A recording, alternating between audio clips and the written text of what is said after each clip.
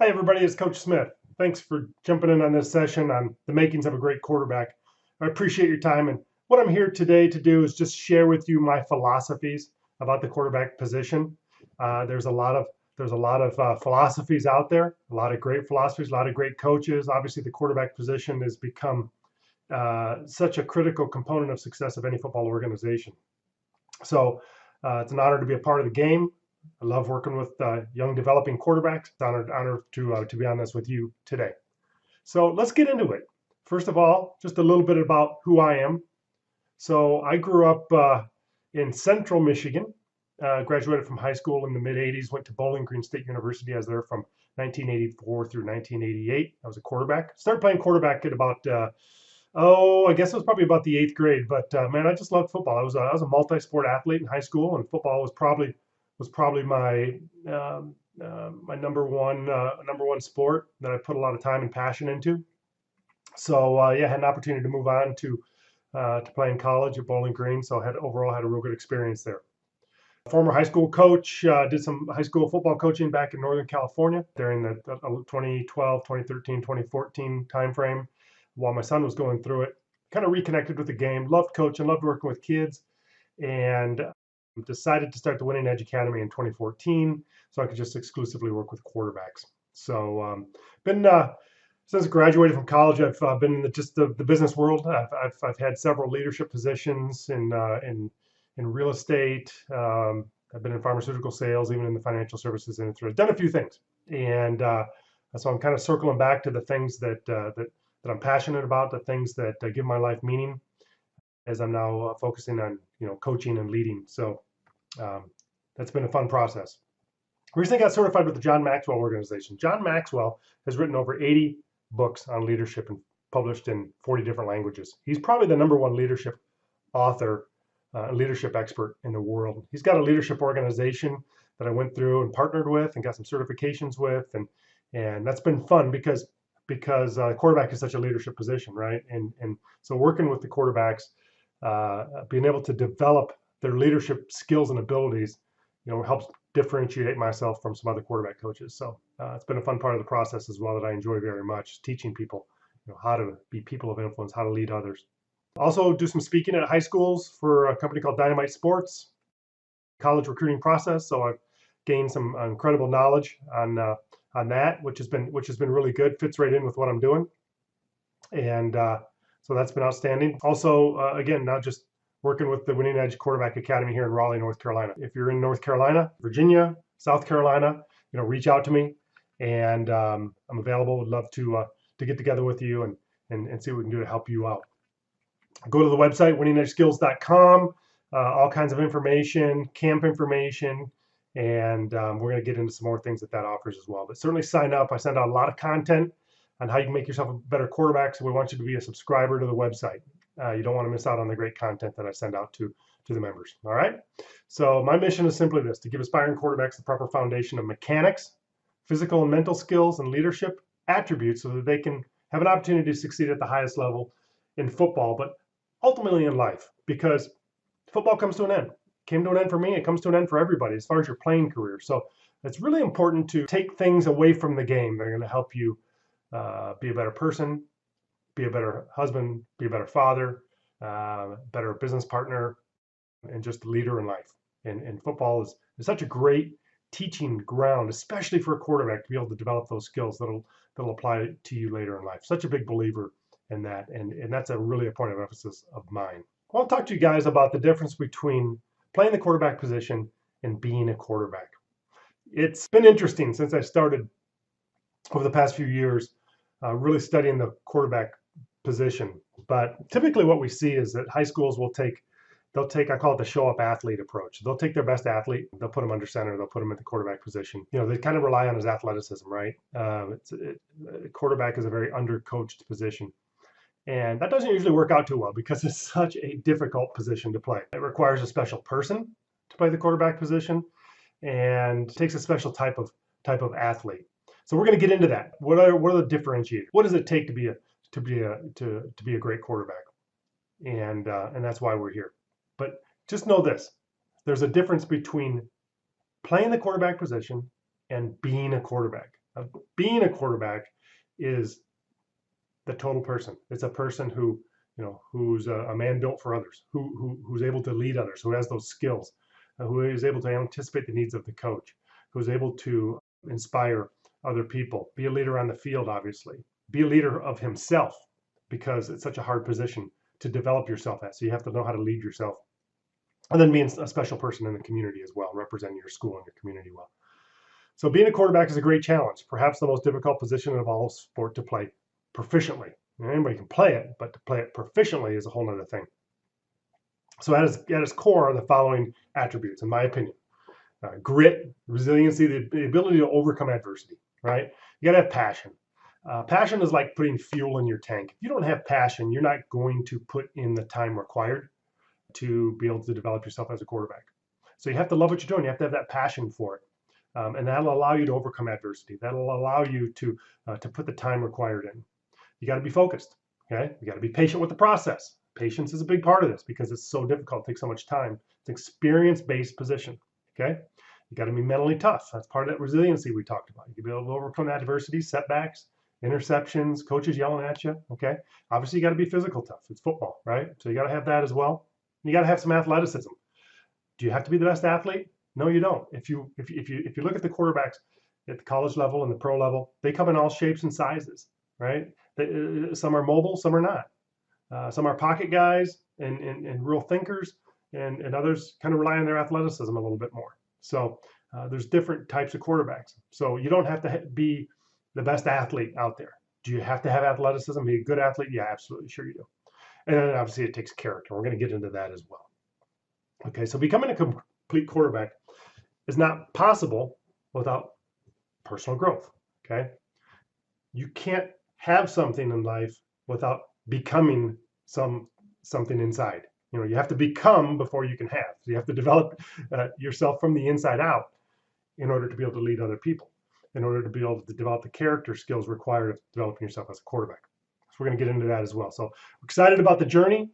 Get excited about it. I tell people this, and I tell parents this when I start working with their young athletes. I say, I can't guarantee that you or your son is going to become the starting quarterback, but I can guarantee that you're going to like the person that they become in the process, because we build that person up from the inside out. So that's a really cool thing about developing yourself as a quarterback, is you get to develop yourself along the way, and that's what it's all about. So let's get into this. First of all, I want to talk to you guys about the 10-80-10 rule, or what I call the mountain of mediocrity. Okay, it's so true at the quarterback position. It's so true in life, really. Most people just do what they need to do to be average, okay? And they kind of get into that comfort zone, and they're just kind of average. And hopefully, you're not watching this. I'm certainly not interested in working with you and helping you to be average. Okay, we want to help you become elite, and so that's our goal here at Winning Edge, is to help you transition from average to elite by giving you the specific skill set that you need to be a great quarterback. You have everybody's got natural ability, right? And that natural ability is a great starting point. And what happens is everybody's natural ability will take them so far. Think of this as a ceiling right here, this natural level of achievement as a ceiling on your abilities. That's how far you're going to go. Well, what happens is you're going to kind of bounce off that ceiling when you rely on things that are easy for you, they're intuitive, they're fun, they don't require a whole lot of effort. You're going to bounce off that ceiling. You're going to get disappointed. You're going to get frustrated. Eventually we see people end up quitting, okay, because their natural abilities only take them so far. But if you really want to achieve mastery in something or be great at something, you got to do some things differently. Okay, you've got to develop a system for doing things that come unnaturally. You've got to get some coaching, some assigned programming. You got to get some feedback on what you're doing. You got to have someone who holds you accountable. Okay, you got to do things that take a lot of deep practice. Things that are mentally challenging. Certainly, they're not always fun. I call this dribbling with your left hand if you're a basketball player, right? So not always fun. It's challenging. Those are the situations you need if you want to break through that natural barrier, how far your natural abilities will take you, and move on to achieving mastery in something. And we're going to get into that growth mindset concept a little bit more, but I want to share that concept with you. Through my studies as a leadership coach, I borrowed this from different organizations. I kind of developed this model for myself, borrowing from other people's concepts. But what this is I call the winning edge cycle of skill development. So basically, if you start in the upper right hand corner, if you want to develop skill in something, you have to have a strong desire. It all begins with your why, right?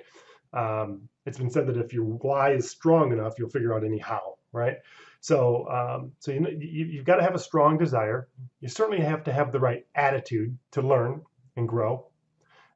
You have to have some basic ability, and you've got to be focused and highly coachable. Okay, that's your motivation, right? Getting you outside of your comfort zone. So that all begins with the right mindset. From there, you got to gain knowledge. You learn fundamentals, you learn mechanics, you learn the proper ways of doing things, and then you move into a deeper level of coaching and deep practice and lots of repetition.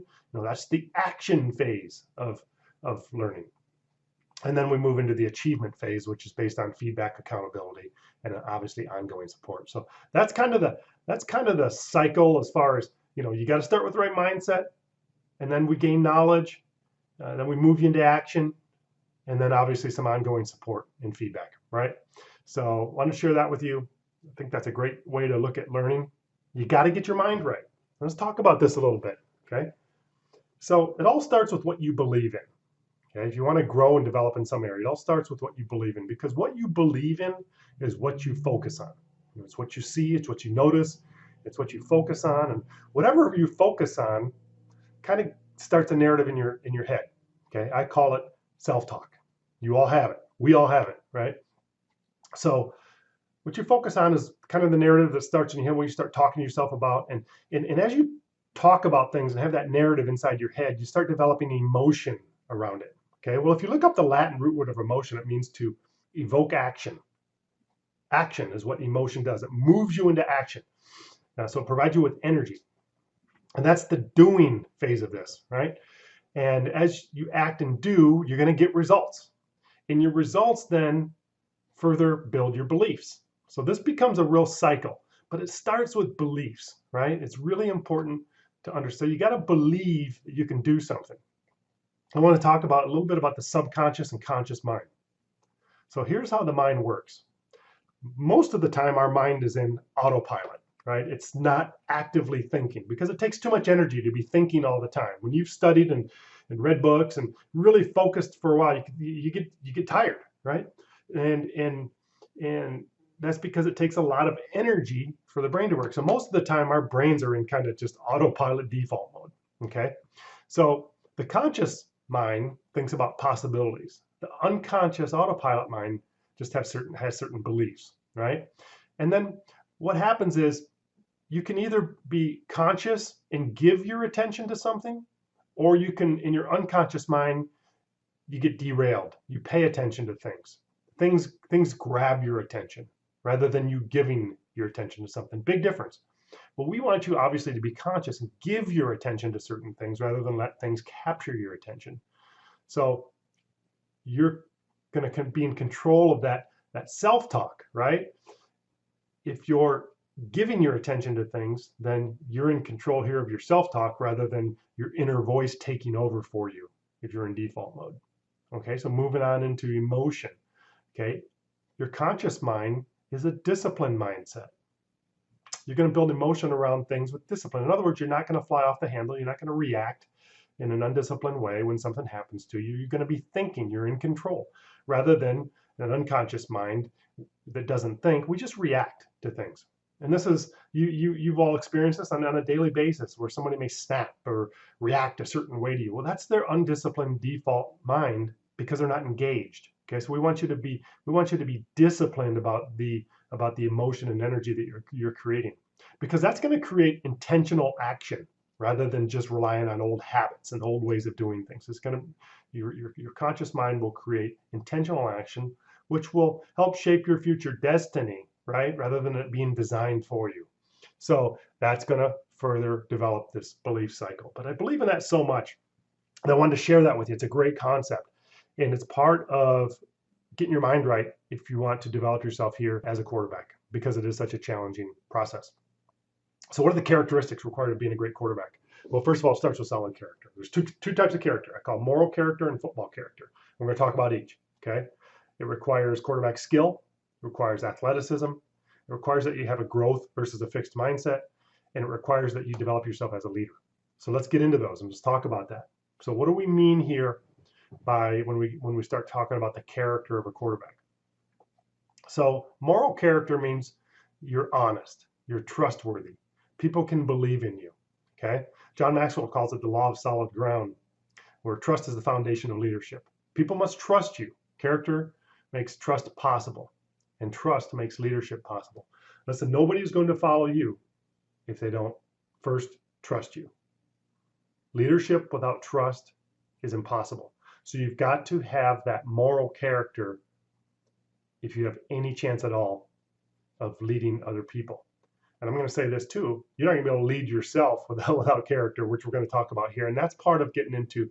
So the question is, are you someone that others would be willing to look up to and follow?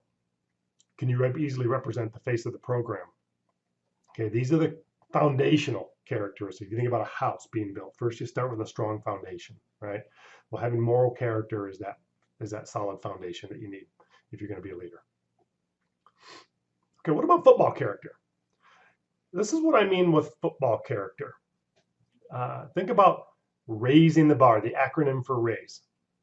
Football character, these are the things that are going to allow you to develop yourself as an athlete, as the right kind of athlete. You got to be resilient. Resiliency, that's a character trait.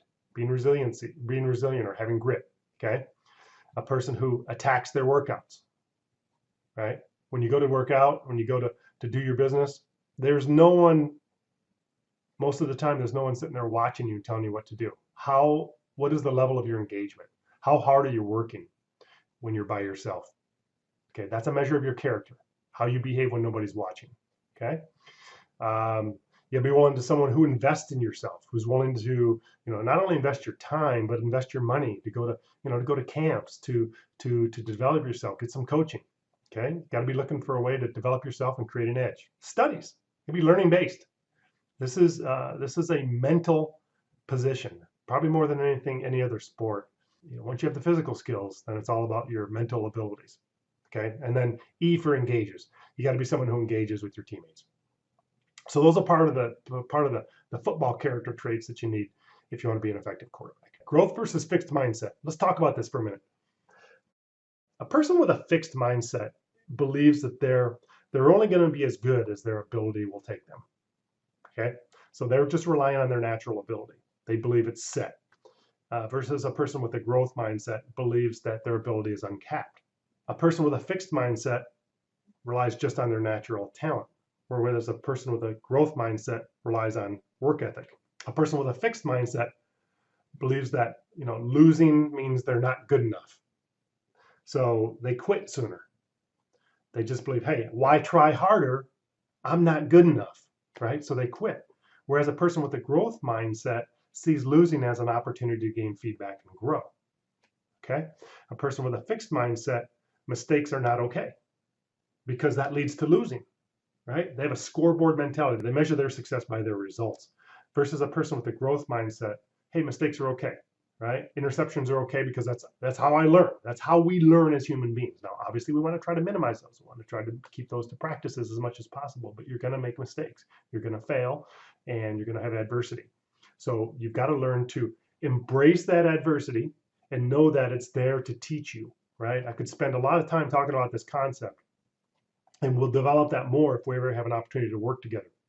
But just remember, you got to have that growth mindset. Okay, so person with a fixed mindset, the scoreboard defines their success, right? Versus a person with a growth mindset. Their scoreboard, their internal scoreboard, is how they perform against their own standards for themselves.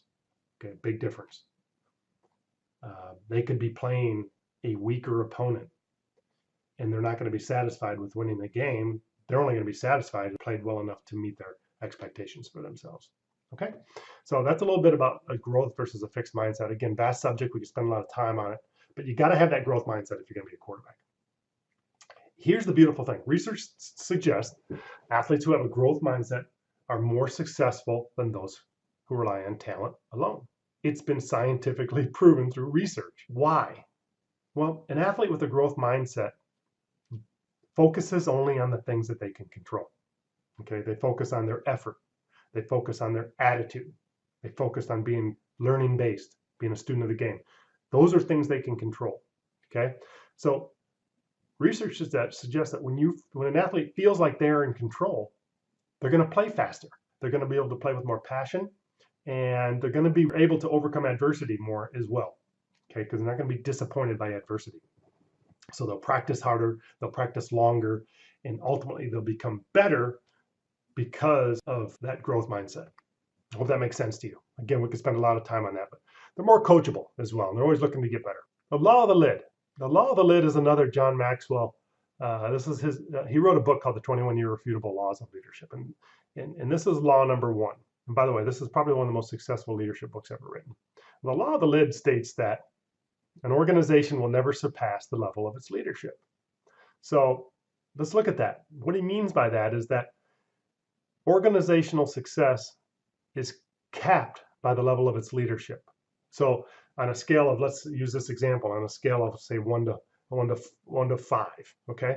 If leadership is at a 4, then organizational success will probably be at like a 3.5. But if leadership is at a 2, then organizational success will probably only be like at a 1 or a 1.5, right? Well, obviously all we need to do is look at the NFL as examples of that. Why are the New England Patriots good every year? Well, it's because they have great leadership. Okay, they've got an owner who's a great leader. They've got Bill Belichick, who's a coach, who's a great leader, and currently they have Tom Brady, who's just a phenomenal leader as a quarterback. Right, so they have leadership in place, and that's why they're in contention every single year. So it's an important concept to understand, and that's why you need to develop yourself as a leader, as a quarterback, because the success of your organization is going to be capped on your ability and your coach's ability to lead. Does that make sense? So I'm just such a big believer in that. We've got to develop ourselves as leaders. So what is leadership? Here's a model that I've kind of, again, put together on my own with the help of some other organizations that I've looked at, and this one made the most sense to me. But if you look at the foundational level here, the bottom, okay, you have to build trust, and that comes from having character, being able to connect with people, and having competence. Okay, if you have those characteristics, character, you can be trusted, you're honest, right? Connection, you build relationships with people. They learn to like you, okay? And you're competent, well, then people are going to trust you, okay? You've got a solid foundation here. You know, moving into the performance or achievement aspect of leadership, that's communication, being accountable to other people and supporting them. But that's just a little snapshot of leadership. And so when I work with quarterbacks, I get into all of those aspects of and teaching them how to lead, because here's the truth. There's no born leaders. You know, I've heard coaches that I've worked with yell, you know, to their quarterbacks or their senior captains, "Hey, you're my captain, lead out there. Quarterbacks, you need to lead this team." But they don't teach them, right? They don't teach them. So we all need to learn how to lead. So that's a big part of my emphasis and belief, is developing yourself that way. So what is leadership?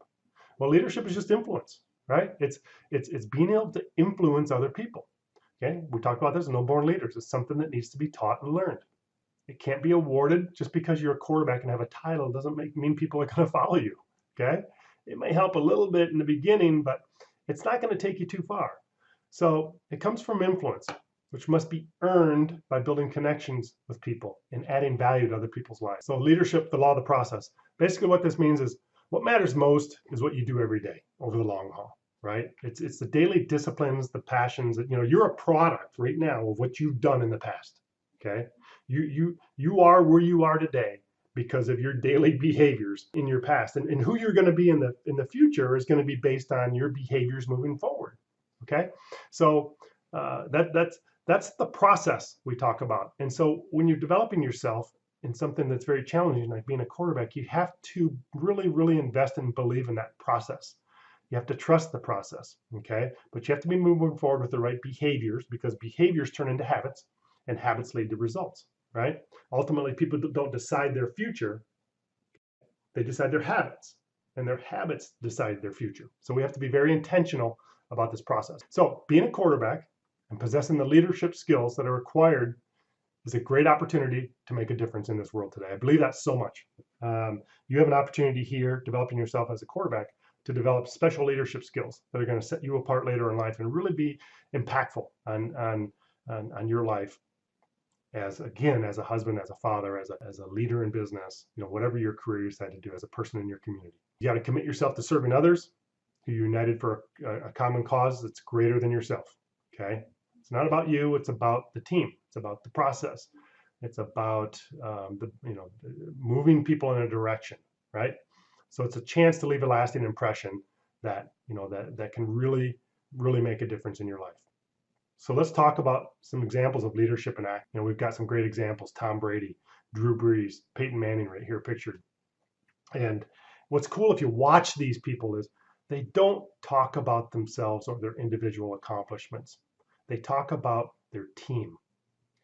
They don't talk about the teams. They don't talk about their contribution to the win of the team. They talk about the team's contribution to the win. They don't talk about the team's contribution to a loss, however, but they might talk about their own individual contribution to a loss. Okay, you see what I'm saying? So they kind of give credit for success and they take blame for failure. Okay, and that elevates their status with their teammates. I've seen this in action. I've seen these reporters, they bait Tom Brady, and it's so fun to watch once you begin to understand all this leadership stuff. They'll stick a microphone in Tom Brady's face and they say, hey, your receivers dropped they dropped 5 balls today. What do you have to say about that? Boom, and they stick the microphone in his face. And what he says is, he says, well, I've just got to learn to take a little bit off the ball. I did not throw very catchable balls to them, and so that's on me. I got to get better. Okay. Hey, your offensive line gave up 7 sacks today. What do you say about that? Boom, and they stick the microphone in his face. And he says, well, hey, listen, I've got to get rid of the ball quicker. I held on to the football too long. I've got to be quicker at making my reads, and I got to get that thing out. So that's on me. Okay. And it's so cool to watch him when they try to bait him, because he's they just don't catch him. That's what leadership is. Okay. That's why he's such a great leader. That's why people will work hard for him. That's why people will sell out. And that's why that team is successful. Okay, because he's able to inspire his teammates and to get them, to play so hard for him. It's such good stuff. So leaders, they give credit to others in victory and they take blame in defeat, and they remain humble at all times. The universal truth is no one succeeds alone, and they understand that very well. I wanted to share this concept with you real quickly too. Jerome Bettis, in his Hall of Fame induction speech back in 2014, said there's 4 keys to greatness. When I listened to this, I thought it was outstanding. So I wrote it down and I use it in my teachings because it's so true. Number 1, you got to be willing to sacrifice. Okay, got to be willing to commit. What is sacrifice? Sacrifice is giving up other things in order to gain in something else. You want to be a good quarterback? You got to sacrifice some other things. Okay, you got to sacrifice time away from a girlfriend or away from social media. You got to sacrifice time away from doing some other things you might enjoy. You got to sacrifice money to get yourself some coaching so you can learn to be a good quarterback. Okay, it takes sacrifice. The other key to greatness, number 2, is pain. You have to be willing to endure some type of pain, either physical or mental pain, and usually it's both, physical and mental pain. Boy, I sure have lived that in my journey as a quarterback. So you have to be able to deal with failure. Okay, you've got to be able to embrace failure and learn from it, and know that you have the ability to cover. You have to have that grit and resiliency, and that's not something that's easy to learn. That you have to develop skill around that. Okay, and you have to love what you're doing. Okay, because if you don't love what you're doing, you're not going to do number 1, 2, and 3. You're not going to be willing to sacrifice. You're not going to be able to endure pain. You're not going to be able to overcome failure and adversity. So you got to love what you do, and again, you have to have passion for it, or else you're not going to put the time in that's required to be really good at it. Okay, so let's just understand that right now, and that'll help. Now, something that I'm extremely excited about that I want to share with you, and that is, if you're not close to me here in the Raleigh, Durham, Chapel Hill area of North Carolina, or within driving distance, it's hard for me to help you. Okay, and so I developed an online quarterback academy, and I'm so enthusiastic about this because it's so cool. I have developed over 60 at this time, and there's more coming, but I've currently developed over 60 instructional videos on how to develop yourself as a complete quarterback. I mean, everything from the proper footwork, drop step mechanics, throwing mechanics, in-depth throwing mechanics, just how to do the physical aspects of the game. And they're all organized in chronological, sequential process for layered learning, because that's how you have to learn. You have to learn how to do one thing before you can do another. And you can go to YouTube and you can YouTube different things and way to do things, but it's not going to be layered learning. You're not going to get any better doing that, because it's not going to be sequential. They're not building on one concept. So that sequential learning is so important. I've got a leadership development curriculum in the academy. Okay, complete video series on how to be a leader. Okay, it's fantastic. There's even some data in there on resiliency and grit, and there's an assessment you can take to determine what your level of resiliency is. And you can retake that over and over and over so you can grow. There's the Winning Edge film room. Okay, the mental aspects. I went inside the film room with a college offensive coordinator. We analyzed film as if we were talking to the high school quarterback, the developing quarterback, right? Teaching them the mental aspects of the game, which are all so important, and how to, understand a defense, how to read coverage, how to attack different coverages. Just really, really cool stuff. So there's that, as well as personal growth videos and college recruiting information as well that I'm sharing, because I've developed some real keen knowledge around that college recruiting. So if you want to separate yourself and get the attention of college coaches so you can play beyond high school, there's some phenomenal content in there for you to learn as well. So coming this spring, I'm going to have a downloadable off-season program. So you can download a skill development program, go to take out onto the field with you and follow. So that's coming too. It's all part of that academy. So here's a little video tutorial I put together. And let's just take a look at this. And you can see just some clips from the academy and the detail involved as far as the skill development here. They believe here I'm talking about different drop step mechanics, stance under center, okay, how to do things right. I have examples with college quarterbacks that are teaching you and demonstrating how to do this stuff, right? So very, very detailed on the mechanical side. Drills for self-improvement. Okay, then we go into the film room and we understand we learn the game, right, from some of the best. A lot of college and pro film here that we're learning from, the coverage schemes and whatnot. And this is a scene from the college offensive coordinator that I did. And obviously all the leadership stuff that we talk about that are so important in that academy, and developing yourself as that total person of character, that leader, a man built for others and able to lead others.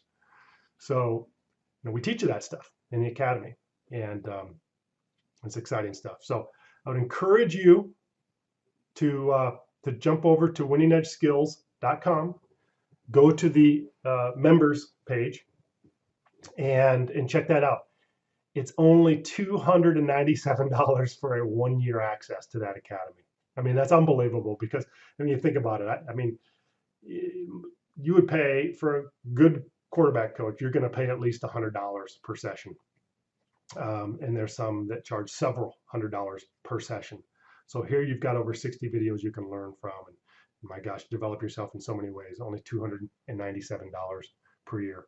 If you're a coach, you can get this academy for your whole program. All quarterbacks in your program, give it to your quarterback coach as well. Only $497 for 1-year access.